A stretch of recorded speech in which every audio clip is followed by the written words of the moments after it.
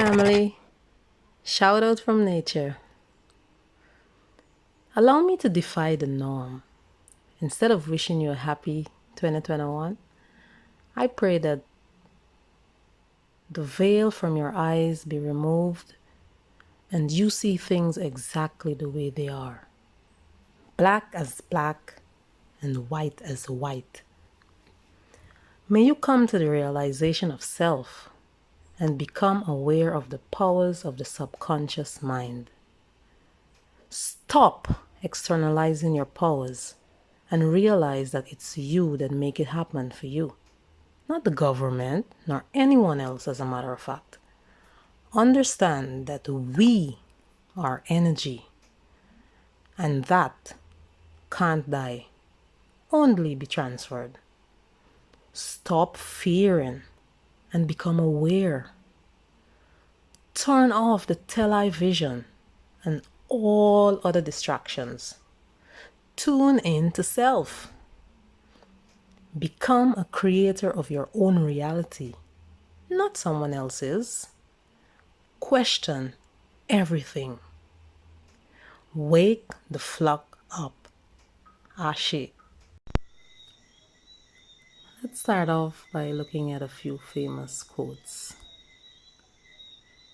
Now, if tyranny and oppression come to this land, it will be the guise of fighting the foreign enemies.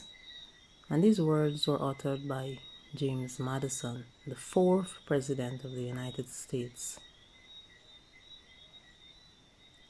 Okay? Government is an association of men who do violence to the rest of us. This one is very interesting. This one is very interesting. And there are many world governments that find themselves right in this kettle. Okay?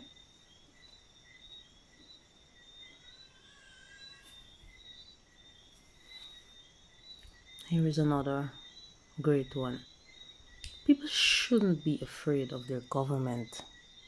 Governments should be afraid of their people. And why so? Because we are the ones who voted to put them there. But of course, that's just a guise. Because us voting or not voting doesn't make a difference. Just goes to show that our votes really don't count. Thomas Jefferson. I predict future happiness for Americans if they can prevent the government from wasting the labors of the people under the pretense of taking care of them. Why does the government always give us the impression as though they are taking care of us? Something must be wrong with us that people have to take care of us and we cannot take care of ourselves. Now, one of the saddest lessons of history is this. If we've been bamboozled long enough, we tend to reject any evidence of the bamboozle. We're no longer interested in finding out the truth. The bamboozle has captured us. It's simply too painful to acknowledge, even to ourselves, that we've been taken.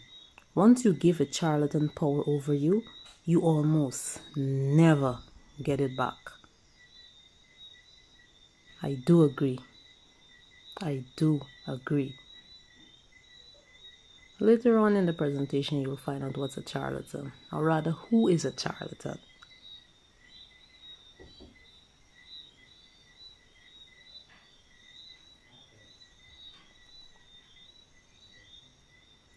Here's a nice one from our friend Ronald Reagan.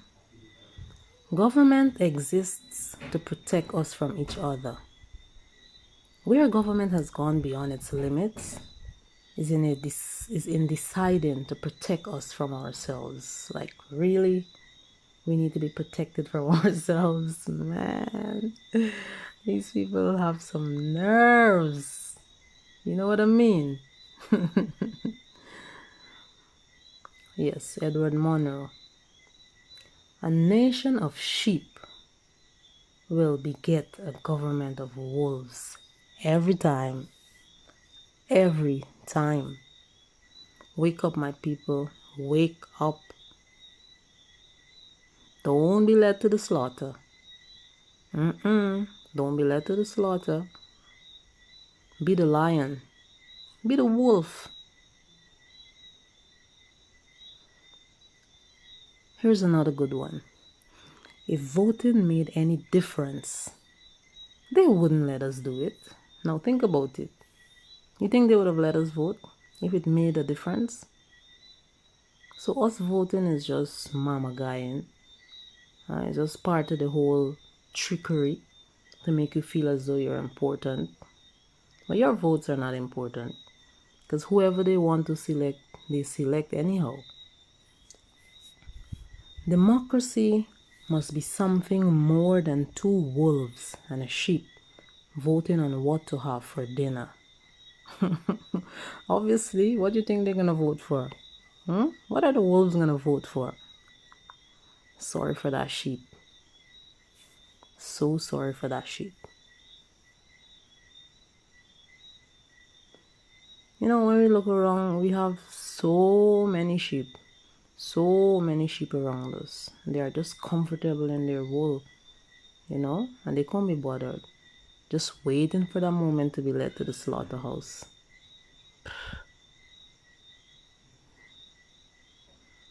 The most dangerous man to any government is the man who is able to think things out for himself, without regard to the prevailing superstitions and taboos.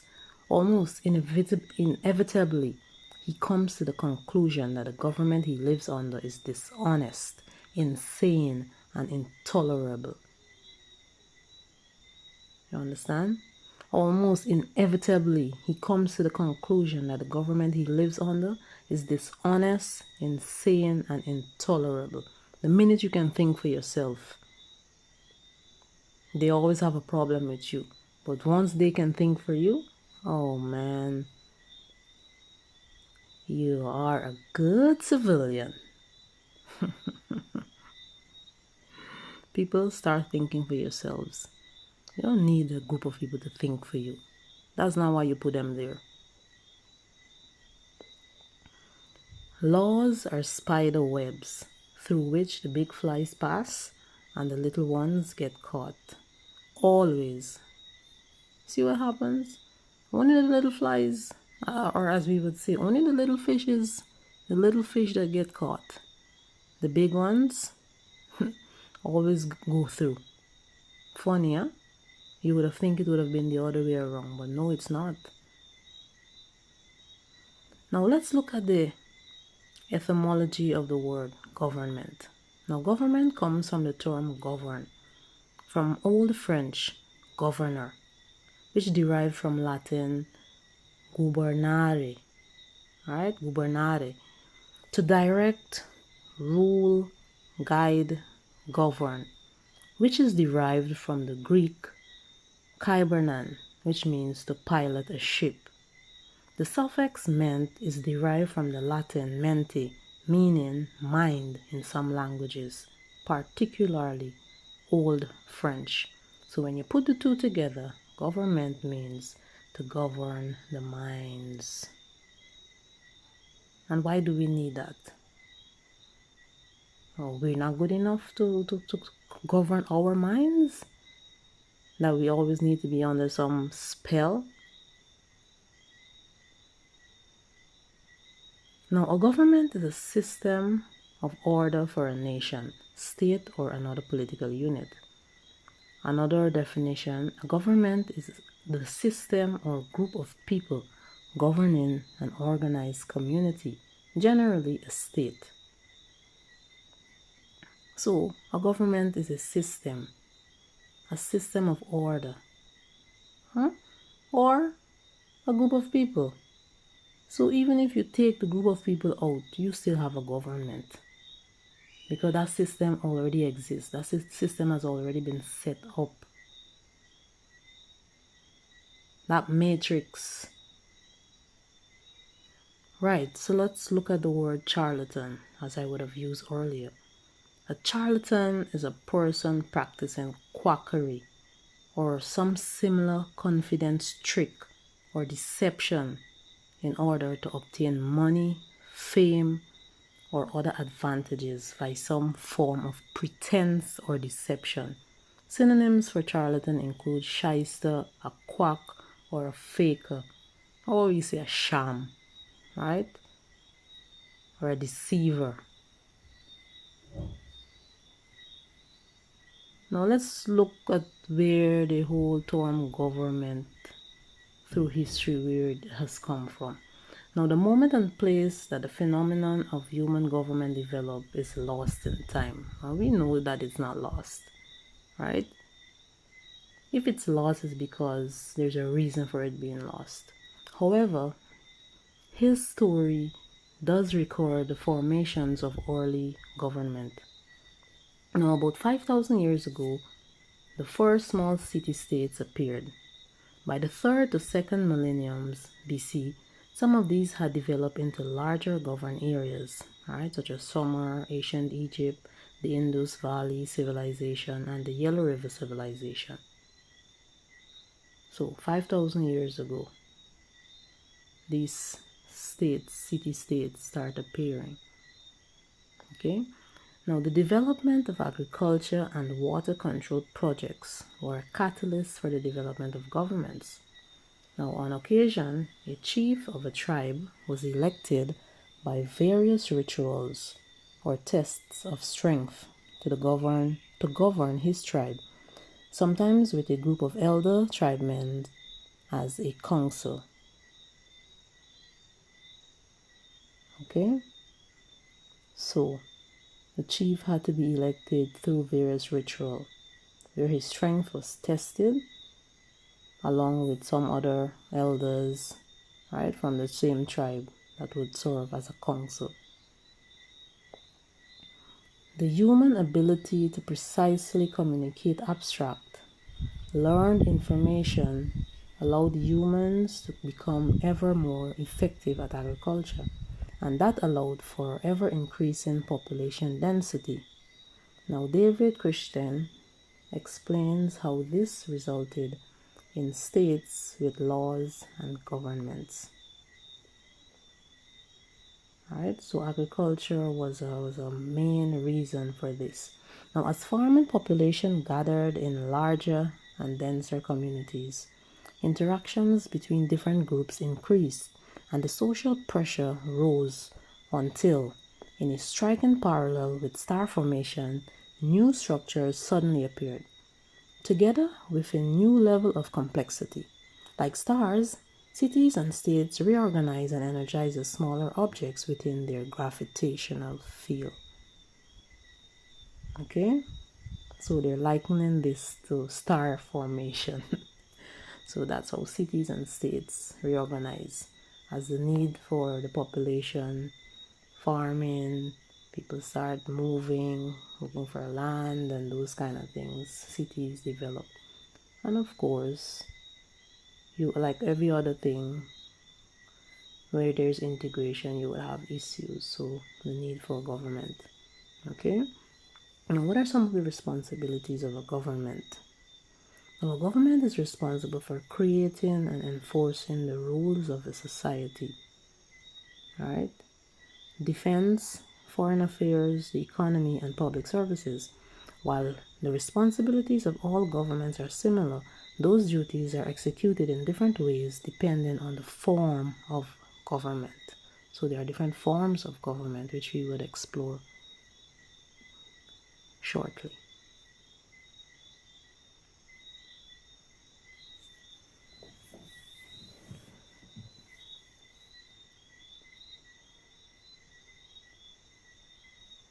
Right. So some of the different types of government include a direct democracy, a representative democracy, socialism, communism, a monarchy, an oligarchy, and an autocracy. Okay, so those are some of the different types or forms of government. Now, direct democracy. Direct democracy or pure democracy is a form of democracy in which people decide on policy initiatives directly, right? The people decide on the policy initiatives directly. This differs from the majority of currently established democracies, which are representative democracies. Okay? So, direct democracy, the people rule. Okay? The people decide, the people rule.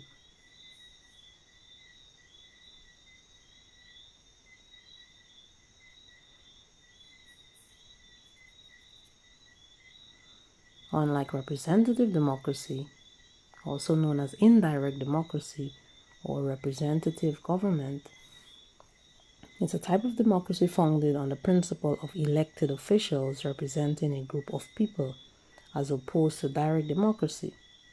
In it, the power is in the hands of the representatives who are elected by the people. Backward, isn't it?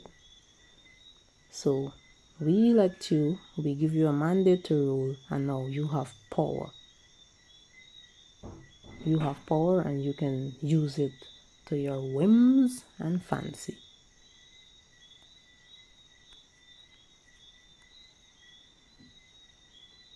Socialism is a political, social, and economic philosophy encompassing a range of economic and social systems characterized by social ownership of the means of production and workers' self-management of enterprises.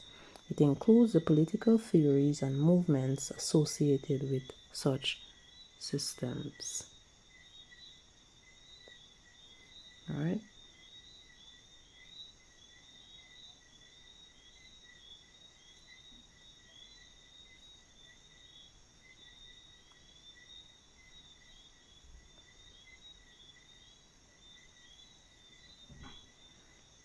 Right. Communism is a philosophical, social, political, and economic ideology and movement whose ultimate goal is the establishment of a communist society, namely, a socio-economic order structured upon the ideas of common ownership of the means of production and the absence of social classes, money, and the state.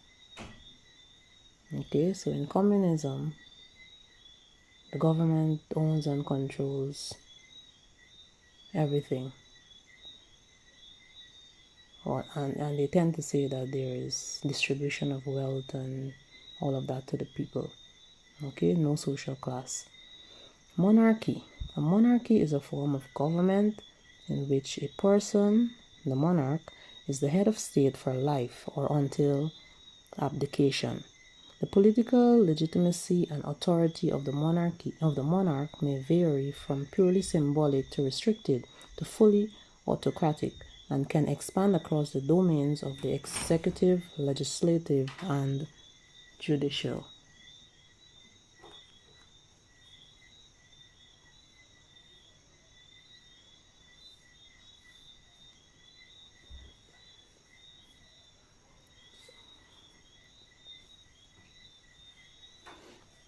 Oligarchy. Oligarchy is a form of power structure in which power rests with a small number of people. These people may be distinguished by nobility, wealth, education, corporate, religious, political, or military control. Alright? So, oligarchy is just a small group of people that controls and run the show. Autocracy. Autocracy is a system of government in which supreme political power to direct all the activities of the state is concentrated in the hands of one person, whose decisions are subject to neither external legal restraints nor regularized mechanisms of popular control. So, one man, one show. Here's another beautiful quote. The world is governed by very different people from what is imagined by those who are not behind the scene. Governments do not govern, but merely control the machinery of government being themselves controlled by the hidden hands. Benjamin Disraeli, Prime Minister of England. Who are the hidden hands? That I would love to know. The hands that rock the cradle, right? The hands that rock the cradle rules the world. So the government is just merely puppets. Yeah, they are puppets because they are being controlled also. So here we have a pyramid of control. And what I want to zoom in on more specifically is the seventh layer. The seventh layer, the seventh level, which speaks to world population control.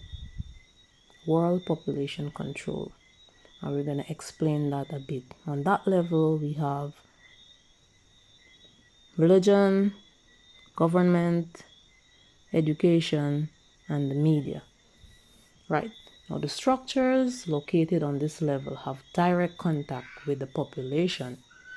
All directives from above are implemented in the population through these four components: religion, education, government, and media.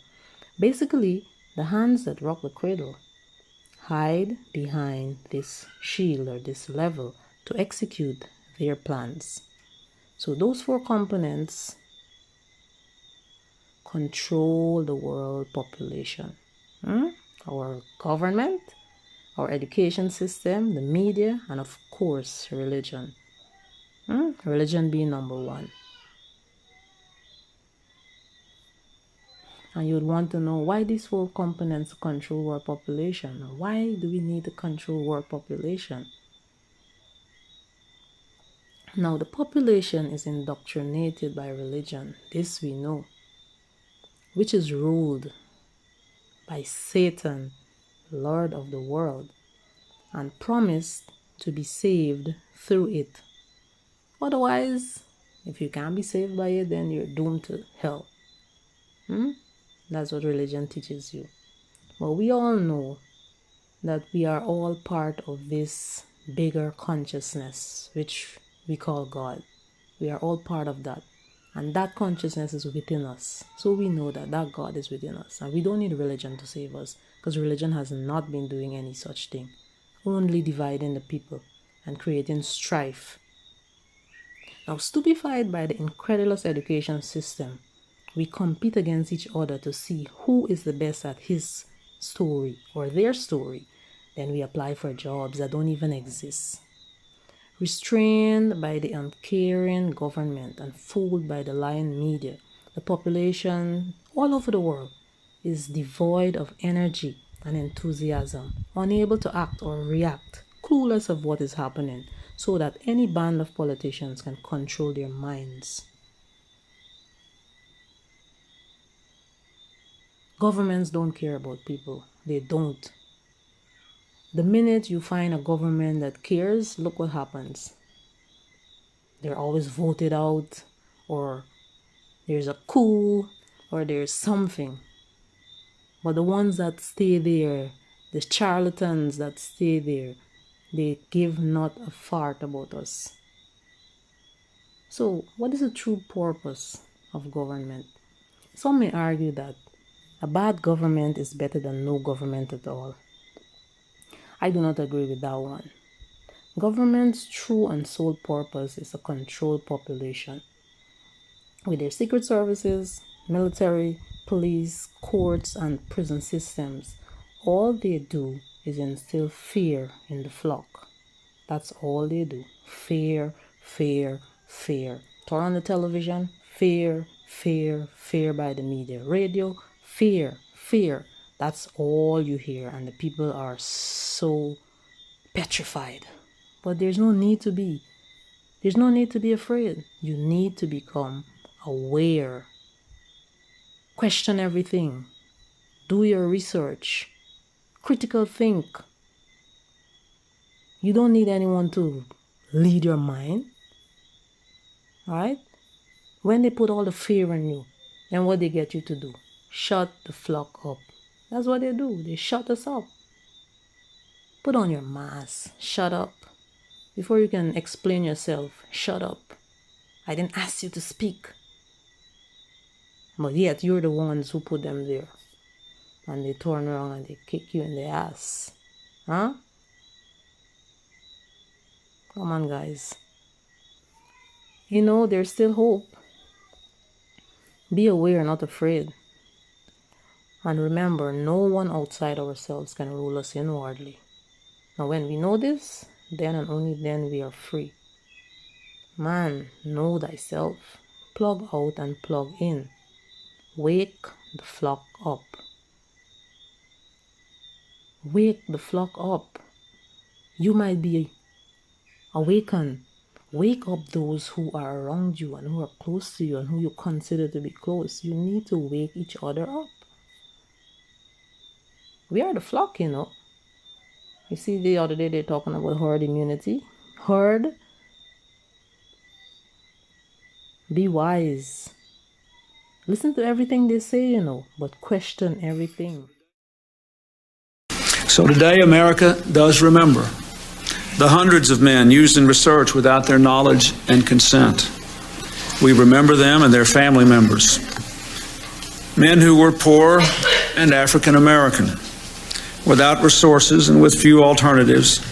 They believed they had found hope when they were offered free medical care by the United States Public Health Service.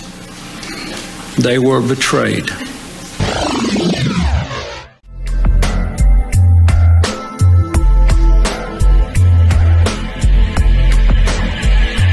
No power on earth can give you back the lives lost, the pain suffered, the years of internal torment and anguish. What was done cannot be undone, but we can end the silence. We can stop turning our heads away. We can look at you in the eye and finally say, on behalf of the American people, what the United States government did was shameful, and I am sorry.